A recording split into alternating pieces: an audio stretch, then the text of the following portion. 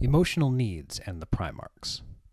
The compelling narrative of the Primarchs has a number of contributing factors, such as their similarity to ancient myths, retold in a science fiction setting. I think that one of these factors is that the faults of each of the Primarchs all stem from a place of unmet emotional needs, which is intuitively understandable by the reader. This hypothesis aligns well with the deeply human elements woven into their larger-than-life personas. Despite their status as demigod-like figures, the Primarchs are written with vulnerabilities that resonate with readers because they stem from universal emotional struggles. Let us explore this hypothesis with examples and thematic analysis. As a framework, let's look at emotional needs and faults. Unmet emotional needs often manifest as character flaws or destructive tendencies, and the Primarchs are no exception. Each of them, by design, embodies an aspect of humanity and the Emperor's personality.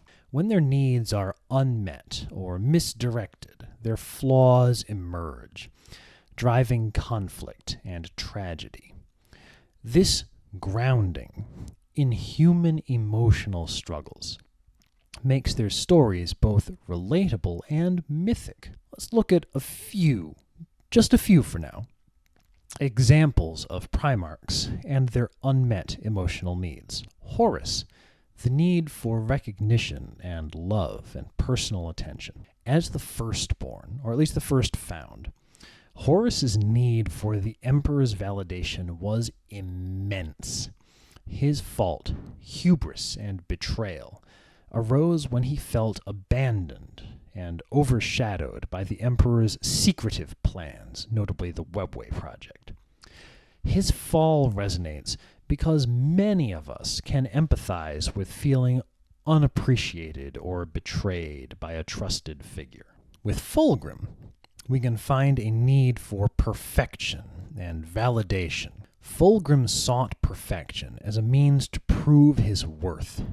His fault, arrogance and obsession, stemmed from the constant pressure to be flawless, both internally and externally. His eventual corruption shows the dangers of tying one's self-worth to unattainable standards. With Angron, who is complicated, perhaps we see the need for freedom and compassion. Angron's unyielding rage was fueled by the Emperor's refusal to help him save and liberate his enslaved comrades.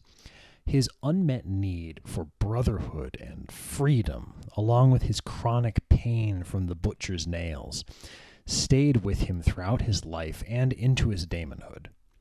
His tragedy is visceral because it's rooted in the universal yearning for agency and empathy. With Conrad Kurz, perhaps we can see the need for justice and belonging.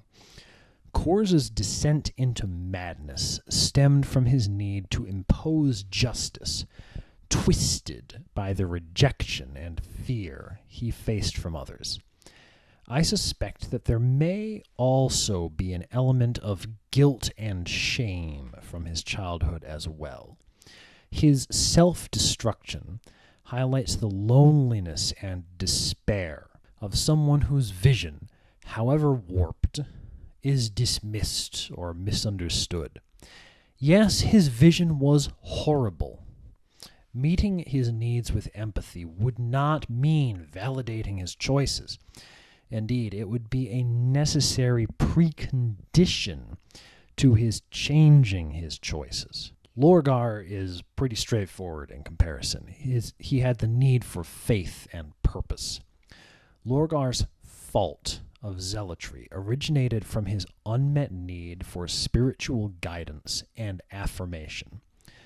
The Emperor's rejection of his worship left a void which chaos eagerly filled. His story speaks to the human desire for meaning and the devastation that can occur when it's denied or exploited. With Sanguinius, we can see the need for redemption. Sanguinius carried the burden of his legion's flaws, notably the red thirst, and the foreknowledge of his own death. His unmet need for peace and the weight of his destiny made his sacrifice all the more poignant. His nobility and struggle with inner darkness evoke the universal battle between hope and despair. There are thematic implications to consider. Relatable tragedies. The unmet emotional needs of the Primarchs make their flaws and some of their falls relatable despite their superhuman status. They illustrate that even the most powerful beings are not immune to emotional wounds. We can see in the stories a reflection of humanity. Each Primarch represents a facet of the Emperor, yes, but in that we can see a facet of humanity, and their struggles with unmet needs mirror common human experiences, such as the longing for love, purpose, and freedom. We should consider the Emperor's role. The Emperor's failure to nurture the emotional needs of his sons is a recurring theme throughout the Great Crusade and the Horus Heresy. His distant approach, treating them as tools instead of people, exacerbated their vulnerabilities. And then there is the mythic resonance. By rooting the Primarchs' faults in unmet needs, their stories echo classical myths where gods and heroes often fall due to very human-like failings. This connection enriches the Warhammer 40,000 narrative by blending timeless storytelling traditions with futuristic science fiction. It's great. Now, there are some potential counterpoints to consider. For one, there's nature versus nurture.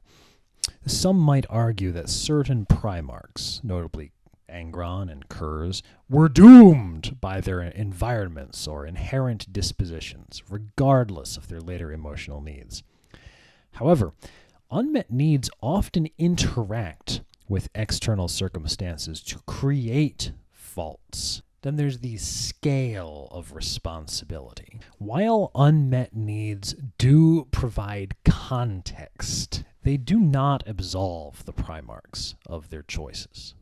Their flaws become more compelling because they are understandable yet avoidable. All in all, the hypothesis that the Primarchs' faults stem from unmet emotional needs adds a layer of human depth to their stories. These unmet needs, whether for love, purpose, or freedom, serve as the seeds of their greatness and their downfall.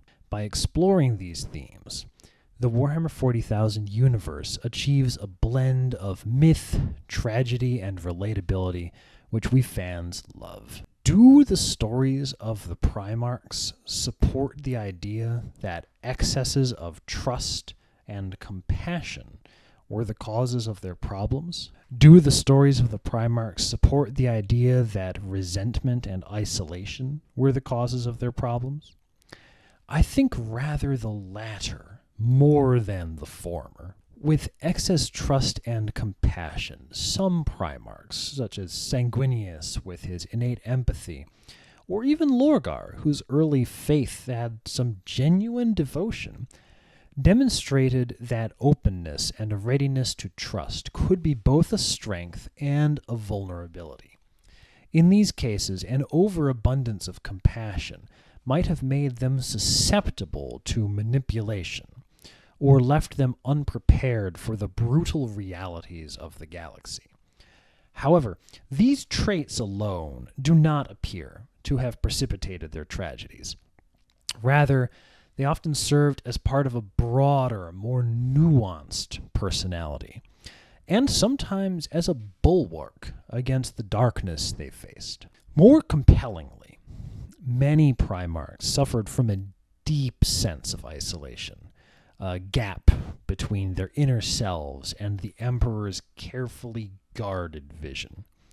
Horus, once the emperor's favored son, became increasingly socially isolated as he ascended to War Master, set apart from the others, and that isolation helped to foster his eventual rebellion. Similarly, Primarchs like Conrad Kurs and Angron were driven into despair and nihilism by the neglect and misunderstanding they experienced. Their narratives consistently emphasize that the lack of genuine personal connection, the emotional wounds inflicted by being left outside the true inner circle of their father, not so much a circle, it's really just the Emperor and Malcador, fueled resentment, bitterness, and ultimately destructive behavior. So the bigger picture, then, in many respects, the Imperium's dystopian legacy seems to be rooted in the failure to nurture its greatest leaders on a truly human level. While an excess of trust may have led to some amount of naivete, it is the systemic neglect, the enforced isolation, and the resulting emotional scars that recur throughout the Primarch stories, especially those that fell to chaos. These wounds prevented them from accessing the full healing power of genuine human connection, something that, if fostered, might have tempered their more destructive impulses. In summary, while there are elements of vulnerability in trusting too much or being overly compassionate, the overarching narrative of the Primarchs supports the idea that it was the emotional isolation and the consequent resentment stemming from a profound lack of true nurturing connection with the Emperor that ultimately set them on tragic paths. This neglect is a central theme in the Fisher King motif applied to the Imperium, suggesting that the dystopian nightmare we see is less a necessary response to a harsh universe and more a consequence of failing to honor our shared humanity.